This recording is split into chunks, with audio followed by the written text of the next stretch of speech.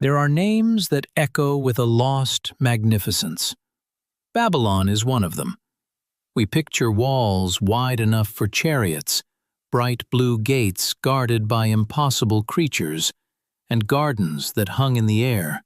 But grandeur is only half the story. The other half is mud. The name that meant glory ended as a mosquito-haunted ruin, a place of stagnant pools and whispering reeds. Babylon did not die once. It died twice. First, in a flash of bronze and fire, a raid so sudden and so distant it felt like an act of the gods. And then a second time, much more slowly, drowning over centuries as the very water that gave it life was first turned against it, and then simply forgotten. This is the story of how a city masters a river, builds an empire, and then learns that the water always wins in the end. In the 18th century BCE, Babylon was the center of a world held together by the will of one man, Hammurabi, sixth king of his dynasty. From his throne he looked out upon a city that sat on the Euphrates River like a great merchant ship permanently at dock. Under his reign, from around 1792 to 1750 BCE, the old lands of Sumer and Akkad were stitched into a single tapestry of power. Rival cities like Larsa and Mari, once powers in their own right, were pulled into his orbit by diplomacy, by threat, and by force. The river was the artery. Along its currents flowed barges heavy with grain from the miraculously fertile fields and timber from mountains far to the north. From its banks, workers dug the clay that became the million bricks of Babylon, not just for walls and temples, but for the houses, the quays, and the kilns. The city felt eternal because its rhythm was the river's rhythm, constant, powerful, and life-giving. The engine that drove this empire was not bronze, but water, meticulously managed. A web of canals, like the famous Nar Kabari, diverted the Euphrates' flow, turning dusty plains into a checkerboard of green. This was engineering on a staggering scale, and it demanded a state to match. This was a kingdom built on the physics of mud brick and the mathematics of the calendar. An army of laborers, fulfilling their state duty, dredged the canals season after season. They scooped the endless silt into wicker baskets, keeping the channels deep and the water moving.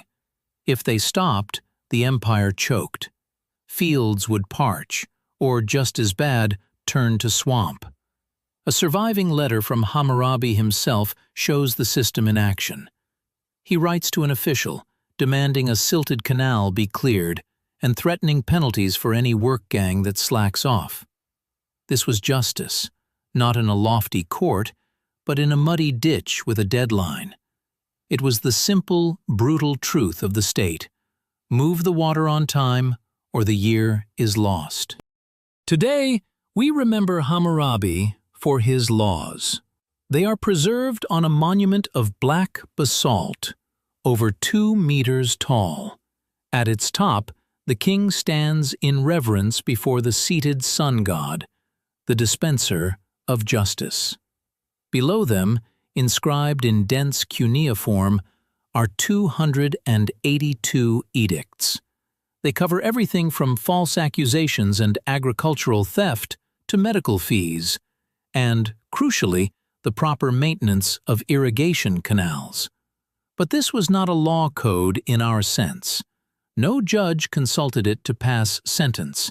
It was a monument of royal propaganda, set up in a public square to declare the kind of king Hammurabi was. A wise shepherd, a protector of the weak, a guarantor of order in a chaotic world. Real disputes were solved by local judges with contracts, witness testimony, and custom. The stele was the ideal. The scribe in the dusty office was the reality. And in a final twist of history, this symbol of Babylonian power was later looted by an Elamite king and dragged hundreds of miles to his own capital, Susa. There it lay, a trophy of a forgotten war, until it was unearthed in 1901. Hammurabi's empire was built on breaking his rivals. The greatest of them was Mari, a wealthy city-state far upstream on the Middle Euphrates. For years, its king, Zimri-Lim, had played a deft game of alliances, balancing the powers of the region. His palace was legendary, and its archive held thousands of clay tablets documenting the intricate dance of diplomacy and trade. But in his 31st year on the throne, around 1761 BCE, Hammurabi decided the dance was over. He marched his army north, and he broke Mari. The palace was dismantled, its famous archive scattered. King Zimri-Lim simply vanishes from the historical record, his fate unknown. With Mari gone, the great river road, the trade route stretching towards Syria and the Mediterranean, lay wide open. Babylon now controlled not just the fields of the south, but the flow of wealth and information for hundreds of miles. It was a masterstroke of ruthless strategy. An empire stitched together by one man's genius is often held together by his presence alone. After Hammurabi's death, the pressures began to mount. The conquered cities had long memories. The garrisons needed to hold them were expensive, paid for in grain that could have fed Babylon. The endless miles of canals demanded constant, back-breaking repair. The larger the map, the larger the bill, and the thinner the loyalty at the edges. While Hammurabi's successors struggled to hold the center, a new power was coalescing, far away on the Anatolian plateau to the north. They were called the Hittites, a people of the highlands, hardened by a different climate and forging a new kind of kingdom. To the scribes in Babylon they were a distant rumor, a name in a traveler's tale from the mountain frontier, a threat too far away to be taken seriously, until, suddenly, it was not. Around 1595 BCE, the distant storm broke. The Hittite king, Mursili I, did the unthinkable. He led his army out of their capital, Hattusa, and marched south. Not to nibble at the border, but to strike at the heart.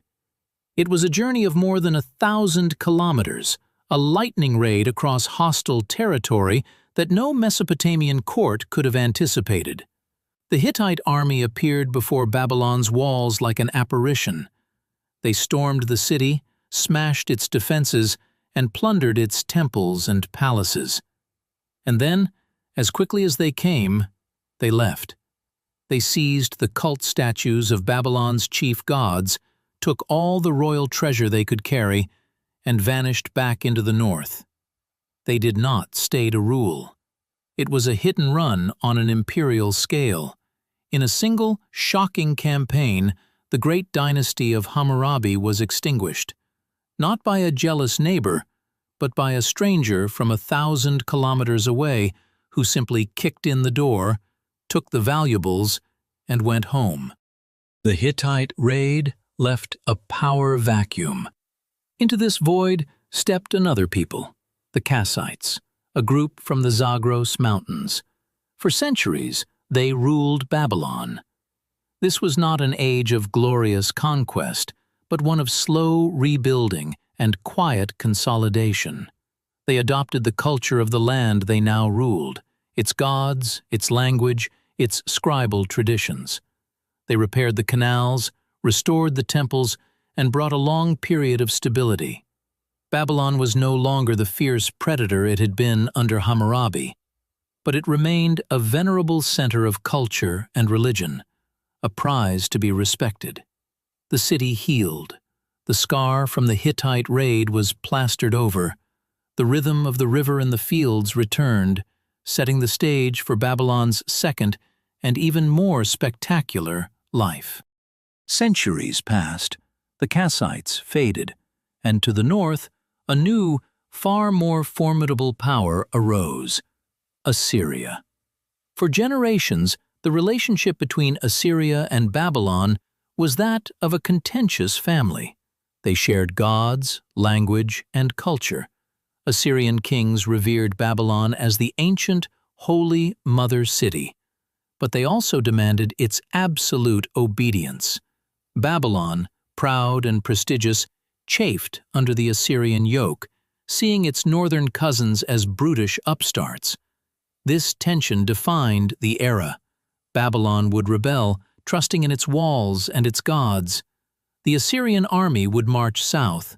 A siege would follow, ending in a bloody sack, a pardon, and the installation of a new puppet king. This cycle of rebellion and retribution played out again and again. It was a love-hate relationship written in blood and brick, a sibling rivalry at the scale of empires, and it was spiraling toward a final, terrible conclusion. In 689 BCE, the cycle broke. After yet another rebellion, the Assyrian king Sennacherib had finally had enough.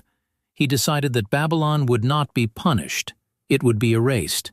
His own inscriptions boast of the methodical, almost gleeful totality of his vengeance.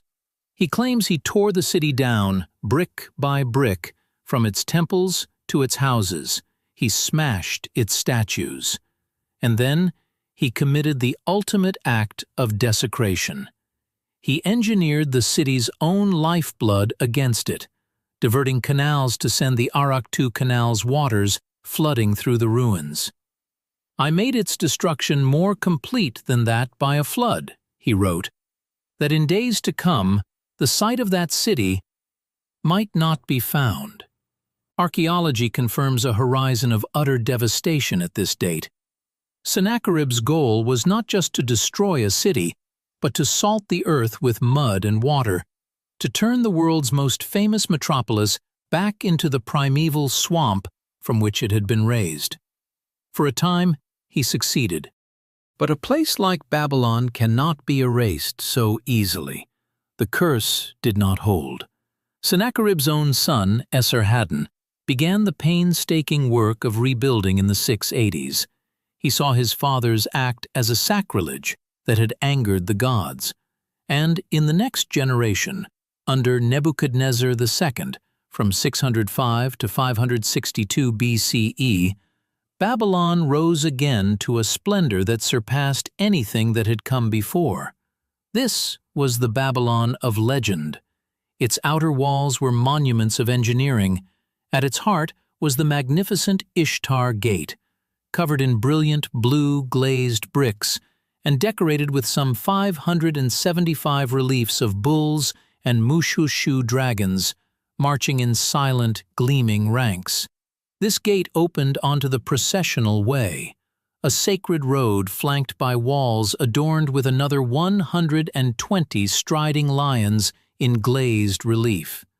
This was not just a city, it was a theatrical stage for religious festivals and imperial power, a statement in colored clay that Babylon was, once again, the center of the universe.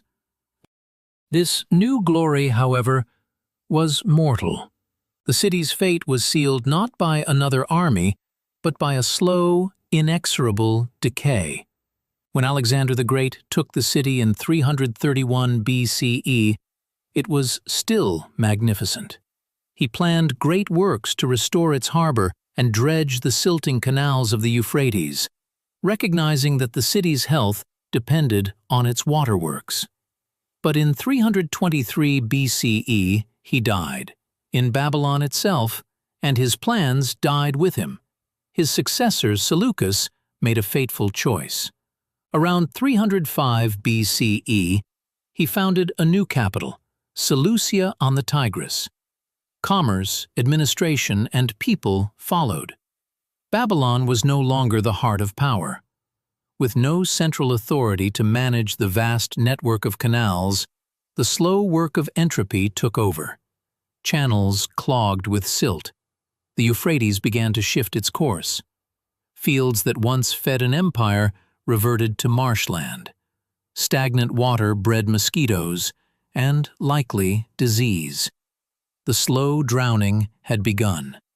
By the time the geographer Strabo wrote in the early 1st century CE, he could describe Babylon as a great desert. The city was emptying, its population gone, its grandeur being reclaimed by silt and swamp. The story of Babylon now survives in its scattered pieces. The law stele of Hammurabi sits in the Louvre in Paris, a testament saved by the act of looting that took it from its home. The brilliant blue Ishtar Gate has been reassembled, brick by painstaking brick, in a museum in Berlin. On the site itself, archaeologists find bricks stamped with Nebuchadnezzar's name, recycled into the walls of lesser buildings. And in the layers of ruin, they find one of the most poignant scenes of all: the remains of small, crude houses from the Parthian era, built directly on top of the massive, collapsed foundations of Nebuchadnezzar's royal palace. A family warms itself by a simple hearth, unknowingly camped out in the throne room of a dead empire. The grandeur had become nothing more than a convenient foundation for a squatter's hut. A quiet, final statement on the fall of kings. Empires look eternal from the inside. They are not. They are complex machines that require constant maintenance. For Babylon, the machine was the river. It rose by mastering water, forcing it to serve fields and fill moats by decree and by shovel. It broke when an enemy turned that water into a weapon, and it faded into memory when neglect allowed the silt and the swamp to take back the streets, lane by lane, brick by brick. The city that was born from the mud, in the end, returned to it. If stories of how great civilizations rise and fall appeal to you, consider subscribing to our channel. There are many more worlds to explore, bright at their noon and dark by their dusk. Thank you for watching.